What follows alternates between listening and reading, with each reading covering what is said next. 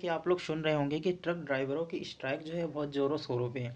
और इसका मामला क्या है और ये क्यों स्ट्राइक पे है और क्यों चक्का जाम है। चक्का जाम का मतलब है यहाँ से ट्रक और डंफर ड्राइवर जितने भी हैं वो अपने ट्रक और डंफरों को लेके कहीं भी जा नहीं रहे और रोड पर उन्होंने जाम लगा रखा है।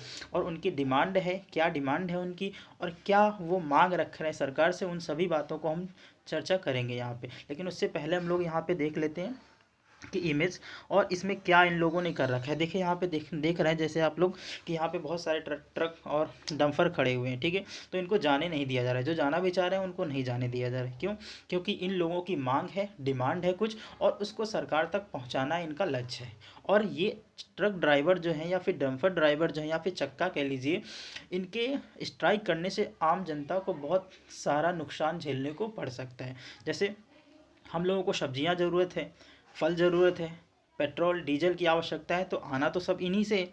लेकिन अगर ये जाम कर देंगे तो हम लोगों के भी आम लोगों को भी इसमें बहुत सारी दिक्कतों को सामना करना पड़ सकता है। क्यों? क्योंकि इससे चीज़ें महंगी हो जाएंगी, ठीक है। तो अच्छा क्यों इन्होंने किया है, ऐसा क्या बात हुई है, ऐसा सरकार ने कौन सा नियम लागू कर दिया है जो इनको ये करना पड़ रहा है। तो उन सभी जानकारी को हम विधिवत रूप से यहाँ पे चर्चा करेंगे और इसमें क्या सही है क्या गलत है वो तो निर्णय मैं नहीं लूँगा, आप लोग लेंगे। लेकिन हम सारी बातों को यहाँ पे चर्चा करेंगे, ठीक है। तो सबसे पहले हम देखिए मामला क्या है। सबसे पहले ट्रक ड्राइवर न्यूज़ जो है वो हिट एंड रन को लेकर केंद्र सरकार के नए कानून को लेकर बस और ट्रक ड्राइवर्स देश भर में प्रदर्शन कर रहे हैं। अच्छा, ये प्रदर्शन क्यों कर रहा है ये अभी बात आगे आप लोगों को पता चलने वाली है। और इनकी हड़ताल का आज दूसरा दिन है, ठीक है। आज यानी कि 1 जनवरी से इन्होंने हड़ताल शुरू की थी और आज दूसरा दिन है। विरोध प्रदर्शन में ट्रक ड्राइवर्स और डंफर चालकों ने चक्का जाम कर दिया है, जिसकी वजह से आम जनता को भारी परेशानी का सामना करना पड़ रहा है। हालात ये है कि देश में कई जगहों पर पेट्रोल और डीजलों की भारी कमी हो गई है। अब ये जितने दिन ज़्यादा तक ये चक्का जाम करेंगे, ड्राइवर्स जो है वो चक्का जाम करते रहेंगे, उतना ही और आम लोगों को दिक्कतों का सामना करना पड़ सकता है, ठीक है। तो आगे हम इसी बात को और आगे एक्सप्लेन करते हैं। देखिए हुआ क्या है। इन ड्राइवर का कहना है कि कानून को वापस लिया जाना चाहिए क्योंकि ये जो है गलत है। इसी मांग को लेकर उत्तर प्रदेश, हरियाणा, महाराष्ट्र, दिल्ली, मध्य प्रदेश और राजस्थान समेत कई राज्यों में विरोध प्रदर्शन देखने को मिला है। ट्रक ड्राइवरों ने सड़क पर अपने अपने ट्रक खड़े करके चक्का जाम कर दिया है।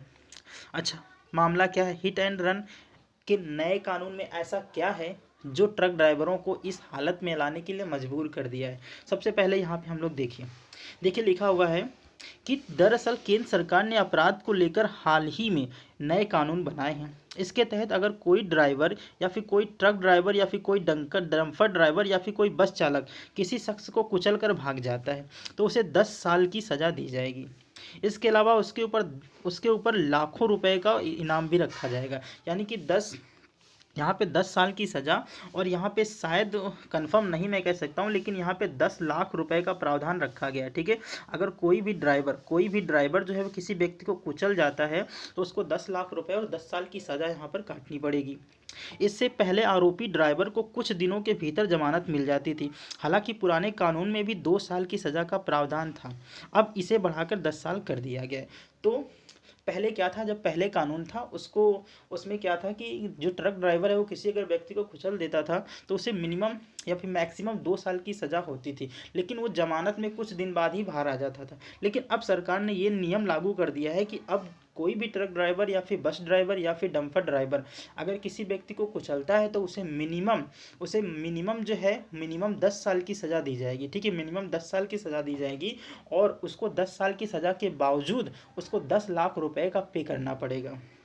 अब इसी बात को लेकर ट्रक ड्राइवर, डंपर ड्राइवर और बस ड्राइवरों में आक्रोश फैल गया और उन्होंने इस बात के कारण रोडों में चक्का जाम कर दिया, यानी कि रोडों में डंपर, ट्रक और बसों को खड़ा कर दिया।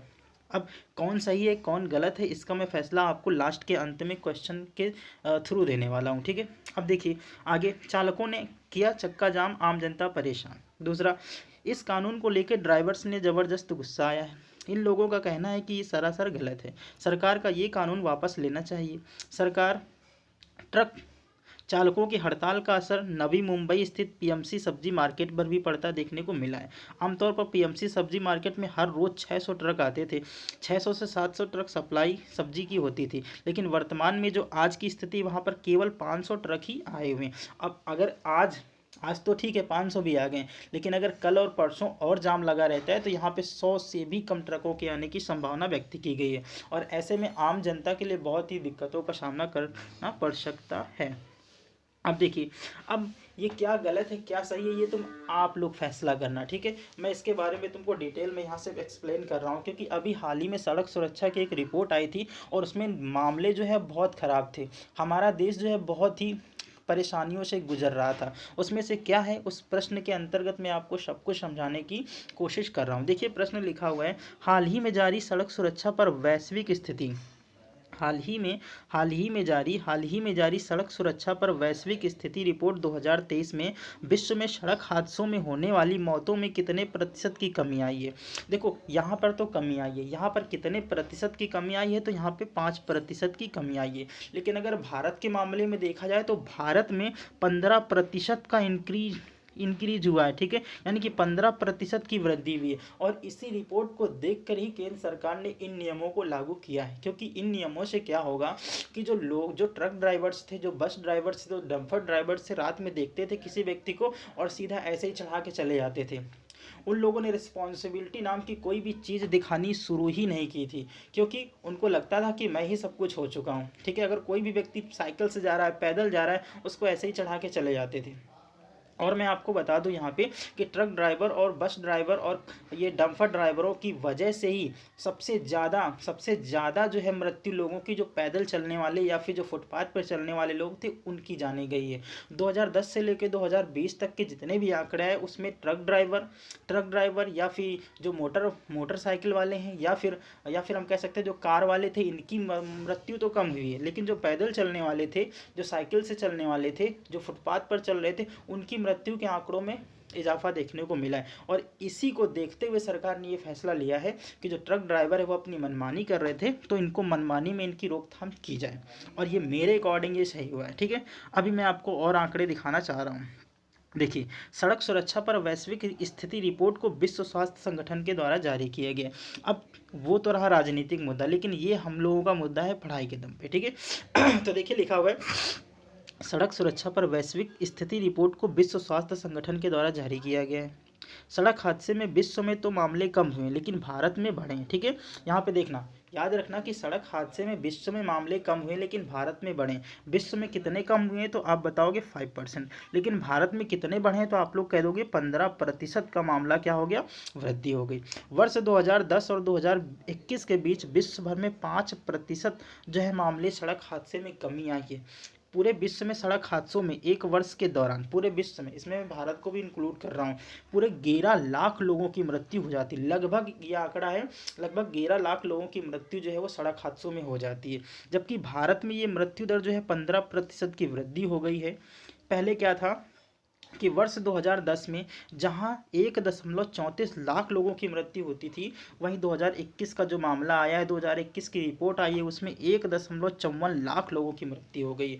सीधा सा अगर हम लोग निकालेंगे कि 1.3 से 1.54 के बीच में कितने परसेंट की वृद्धि हुई है, तो आप लोग कहोगे कि 15% की सीधा वृद्धि हुई है।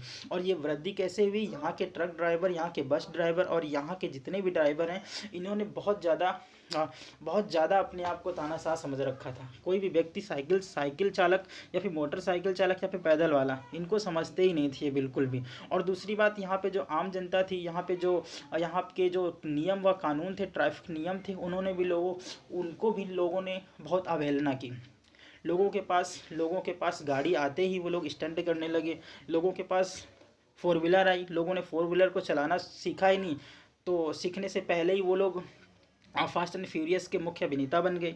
और यहाँ पे मोटरसाइकिलें, लोगों के पास जितने भी लोगों के पास मोटरसाइकिलें आई नई नई, उन्होंने अपने आप को, जब तक वो 90 डिग्री झुका नहीं लेते तब तक वो अपने आप को परफेक्ट ड्राइवर नहीं मानते। तो यहाँ पर भी ये भी बहुत मामले हैं कि सड़क हादसों में बहुत सारी दुर्घटनाएं होती हैं। और दूसरा, यहाँ के सरकार के द्वारा रोडों को भी अच्छी नहीं किया गया, इसलिए भी यहाँ पे सड़क हादसे होते हैं। जबकि अब पूरे विश्व में 5% मामलों में कमी आई है, जबकि केवल भारत में 15% के मामले में वृद्धि आई है। अच्छा, दूसरी बात हम लोग यहाँ से ये भी देख सकते हैं कि भारत जैसे मध्यम आय वाले और भी भारत जैसे मध्यम आय वाले और गरीब देशों के पास विश्व का केवल 1% मोटर वाहन है। कितना?